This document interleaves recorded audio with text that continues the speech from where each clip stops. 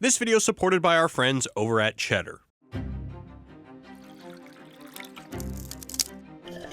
Hey Wisecrack, Jared here. Unless you're living in a galaxy far, far away, you've probably heard about the recent Star Wars backlash. Some fans hated The Last Jedi so much, they issued an anti-Disney manifesto, run an actress off Instagram, are crowdfunding for a remake, and have claimed credit for Solo's failure at the box office.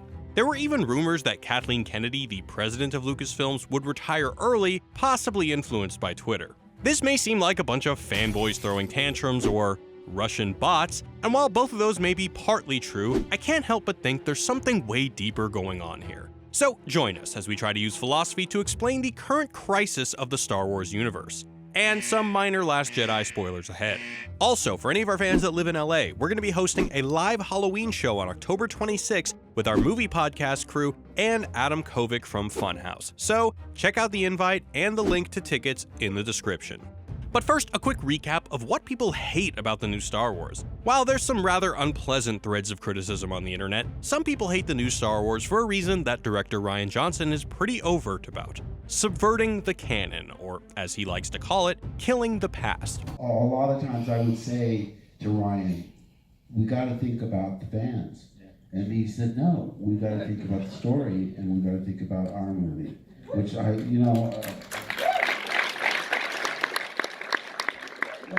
Rey's parents aren't Skywalkers or Kenobis or some other great family, but nobodies, despite the constant mystery box teasing in The Force Awakens. We get no storied rise of Snoke or reveal that he's Mace Windu or something, just an unceremonious death.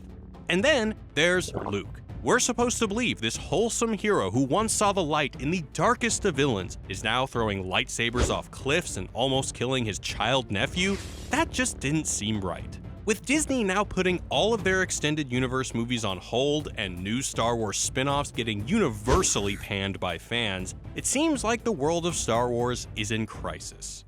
What's happening with Star Wars is not so different from a problem often faced by social systems, or what political philosopher Jürgen Habermas calls a legitimation crisis, i.e. an existential crisis that threatens the foundation of a social system. Social systems are made of three subparts: the governmental, the sociocultural, and the economic.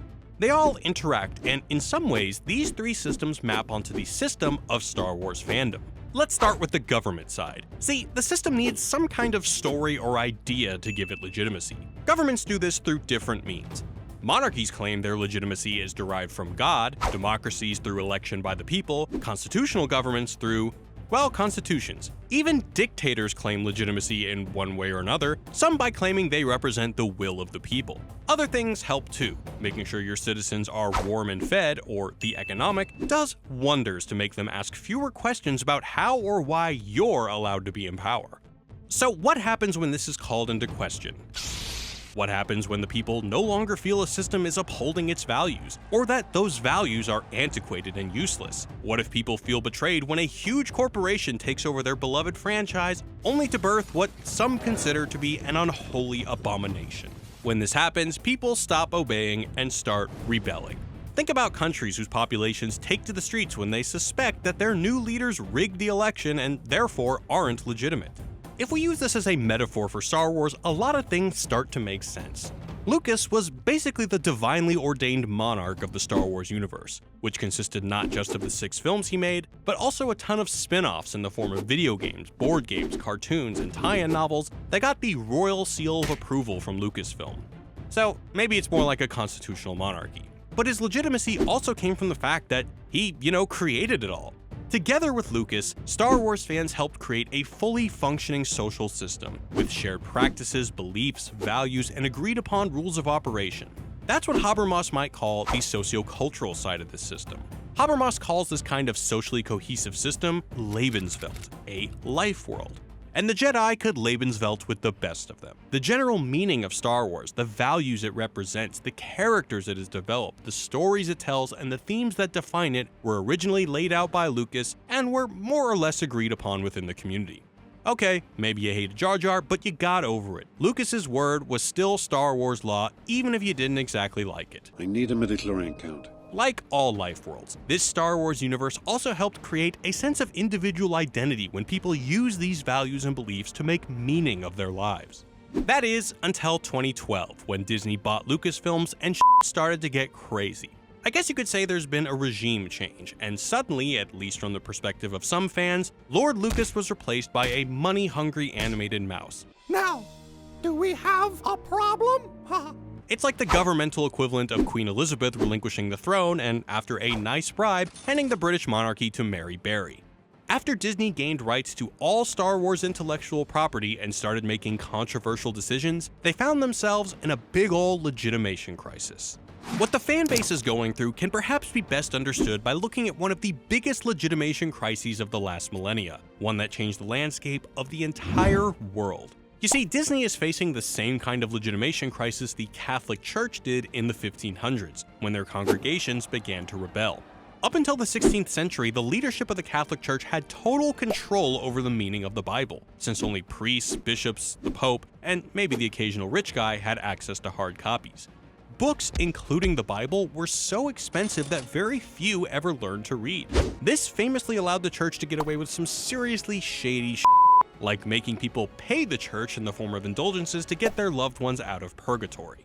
But all that changed when good old Johnny Gutenberg invented the printing press in 1440 and enabled the rapid reproduction of texts. Suddenly, regular people could read the Bible, and what do you know? They had slightly different interpretations of some of those crucial texts. In this case, a crisis of legitimation happened because the masses were no longer merely consuming religious meaning, but also helping produce canonical interpretations. The legitimacy and authority of the Catholic Church was seriously thrown into question by people like Martin Luther, who posted 95 reasons why the Catholic Church sucked right on their door.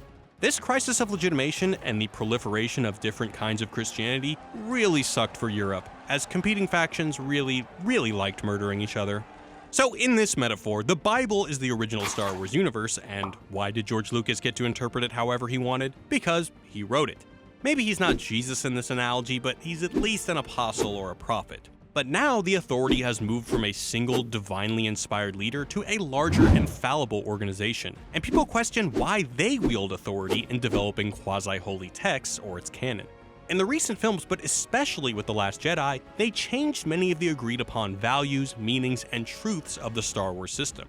If there was just a change of hands from Lucas to Disney with the, quote, administration of Star Wars remaining mostly the same, people may not have asked questions, but without the legitimacy of Lucas, people started asking more questions.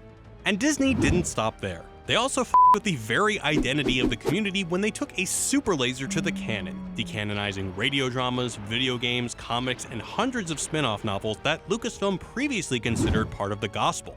Remember that a life world is important because it defines a community by clarifying who's in and out and who you can trust. You can't just go around hacking and slashing what counts as Star Wars because people's identities are wrapped up in this shit. Star Wars enthusiasts aren't just consumers of this canon, they've helped make the meaning of the Star Wars universe. Like the Catholic Church, Disney now faces the wrath of the educated masses. Except now, the problem isn't just that people can read, they blog, tweet, make video essays, produce their own cartoons, and stream content to millions of viewers. And for every Martin Luther, there are a million angry YouTubers and vloggers, each posting their own 95 problems with Disney Star Wars. We live in an age where people aren't just consuming media, but are also producing it. We're prosumers. And if Protestantism emerged with the printing press and literacy took the interpretive power away from the dudes with the funny hats, it seems like the age of the prosumer empowers people to criticize the few anointed successors of Lucas. Now, prosumer, I know it sounds like we made that word up, but it's actually a technical term coined in the 1980s by futurists Alvin and Heidi Toffler to describe how the role of the producer and consumer merge in the age of modern technology. Star Wars fans are basically prosumers extraordinaire. Everyday fans have played a huge role in creating meaning of Star Wars by sharing YouTube videos, posting video essays or fan theories, subscribing to r/Empire Did Nothing Wrong, or retweeting Lord Palpatine. In the age of prosumerism, every theory about where Luke was all this time, who Snoke is, which Jedi uses which lightsaber fighting styles, is one way of contributing to the Star Wars universe. It's a way for the community to practice Star Wars. Now imagine if you engage in your religious tradition in your community, and all of a sudden the recently appointed church authority tells you you're doing it all wrong. The wafers are a lie. And while Star Wars may be the latest, it isn't the only franchise open to legitimation crises within their communities. prosumerism is beginning to affect the relations between fans and producers, even scaring away James Mangold, director of Logan, who recently tweeted, "At the point when work, writing, and directing big franchises has become the emotionally loaded equivalent of writing a new chapter of the Bible, with the probable danger of being stoned and called a blasphemer, then a lot of bolder minds are going to leave these films to hacks and corporate boards." So is the Star Wars system about to collapse under the weight of its crisis? Not necessarily. The Catholic Church obviously didn't crumble under their legitimation hiccup, and maybe Star Wars won't either. Because the thing is, systems learn. After a few Vatican councils and papal deaths, the Catholic Church managed to revise some of the violent theology and re-solidified the community under common goals and shared beliefs.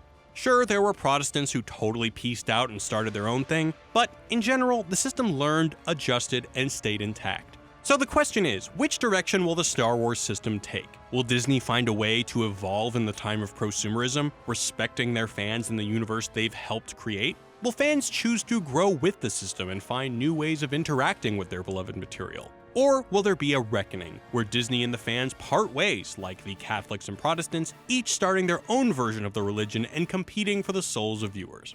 Let us know what you guys think, and if you enjoyed our take on the Star Wars crisis, then I highly recommend checking out our friends over at Cheddar. They recently launched their own YouTube channel and are cranking out awesome videos that cover business, tech, media, and news without the boring parts. From the inside scoop on the latest news stories to detailed answers for even the most ambiguous questions, Cheddar has got you covered. Cheddar also produces videos that examine the triumphs and failures of the media we enjoy, so I just watched their video on how bankrupt Marvel risked its main characters to save itself, and I suggest you guys check it out too. So they give you an inside look at how Marvel went from filing bankruptcy in 1996 to making James Cameron quiver on his throne of shattered box office records. So watch the video and perhaps you'll find a new hope that Disney can redeem the beloved Star Wars franchise. And if you like it, consider subscribing to their channel. Just click here or the link below for more videos from Cheddar. And as always guys, thanks for watching. Peace.